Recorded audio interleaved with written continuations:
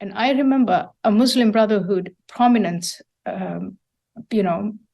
inspirer of theirs, Yusuf al-Qaradawi, when they would carry out some of these terrorist attacks that they considered jihad, Yusuf al-Qaradawi would say to them, you know what, you don't need to carry out terrorist attacks.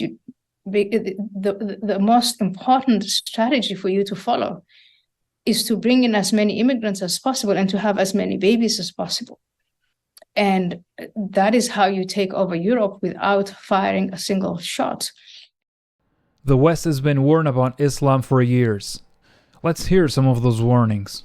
Megyn, it's more frightening than just that. You've seen now the crowds that you just showed me, but there is another issue that nobody wants to talk about, and there's the demographic crisis in France, in Italy, in Spain, in Britain, all of these European countries. The people who are chanting this are very young, and they're numerous, and they have more babies than everybody else. And the French are growing old, they're retiring, and they're not having children. And I remember a Muslim Brotherhood prominent, inspirer of theirs, Yusuf al-Qaradawi, when they would carry out some of these terrorist attacks that they considered jihad, Yusuf al-Qaradawi would say to them, you know what, you don't need to carry out terrorist attacks. The most important strategy for you to follow is to bring in as many immigrants as possible and to have as many babies as possible. And that is how you take over Europe without firing a single shot. And so you look at this phenomenon now, and you just see over time, if things go the way they're going, and the French government and society, they do nothing about this, this is just going to be a natural process of replacement and displacement. So I think the future right now, it's pretty grim for France. I almost want to say grimmer for France than it is for Israel. But what happened in Israel is a wake-up call, I hope. I hope it is. Yes, we've had so many wake-up calls. I don't know where to begin. 9/11 was the big bang. And in between, you saw all of those. These people don't hide what they believe in. They don't hide their agenda. It's on the internet. It's on social media. It's everywhere. They say it to us. They want to destroy us. And then we make excuses for them. And I hope with this event, we learn from it and we stop making excuses and we strategize about how to deal with this while we still can. I abandoned the ideas of Islamism and I educated myself on anti-Semitism. But then 9/11/2001 happened, and Osama bin Laden was frank about his motivation. He despised the West. This forced me into a crisis of belief, and I had no other choice but to leave Islam, to be fully intellectually honest with myself. As I became more and more involved in politics and activism, I watched with great interest and even greater dismay as Western leaders responded to Islamism. They chose to believe that bin Laden and his Islamist ilk did not mean what they said. They chose to believe that multiculturalism was the solution. But I saw that multiculturalism was really an embrace of clanism and primitivism. It segregated Muslim immigrants into ghettos and allowed them to subject women to arranged marriages, Sharia law, and other abuses. Another baffling Western response was to engage with nations such as Saudi Arabia and Pakistan to help them assimilate their Muslim immigrants. The Netherlands and other European countries asked them to help deal with Islamist terror. Yet, Saudi Arabia was for many years the world's biggest funder of da'wah, that is, Islamist proselytization. Domestically, Western leaders listened to Islamist infiltrators with an agenda, whom they naively saw as moderate representatives of Muslim communities.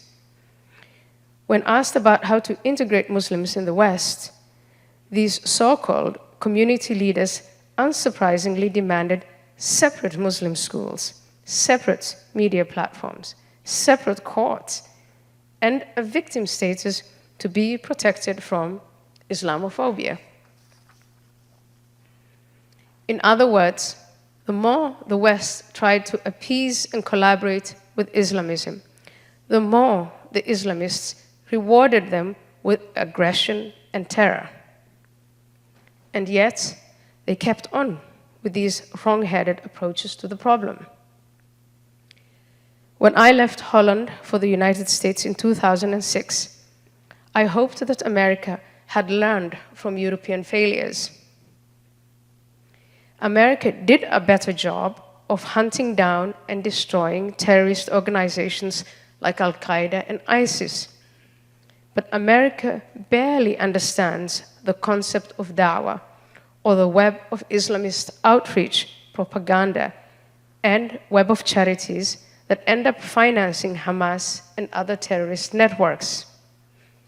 America also fails to deter the Islamist regime of Iran, having bought into the false posturing of that regime to enter into negotiations to stop its nuclear program. Now, on the internet and on Western soil, Islamist networks of recruitment and funding are entrenched.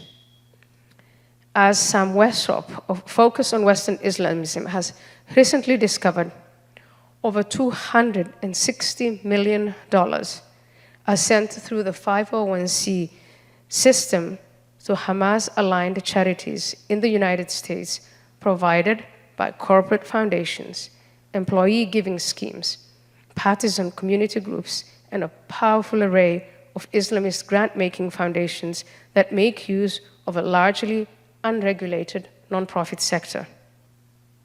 $260 million. Just think about what Hamas is doing with that. It's shameful that this is allowed, and all because Western leaders fail to understand the true nature of Islamism and failed to understand it more than 20 years ago.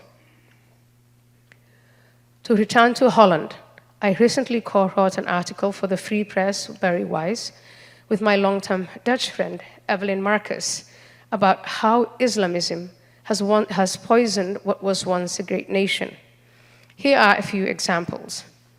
During the Second Intifada in Israel, which began in 2000, Muslim immigrants from Morocco and other North African countries started beating up Jews in Amsterdam and elsewhere in Europe out of quote-unquote solidarity with Palestinians.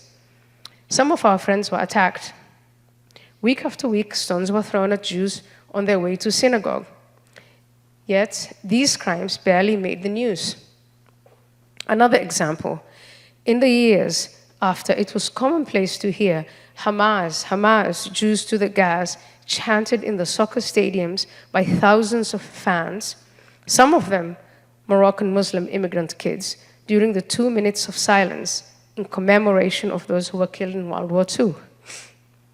Another example, Jew and Cancer Jew became popular slurs on the streets of Amsterdam, not Mogadishu, but Amsterdam. This sort of thing is now common, not only in Europe, but also in the United States.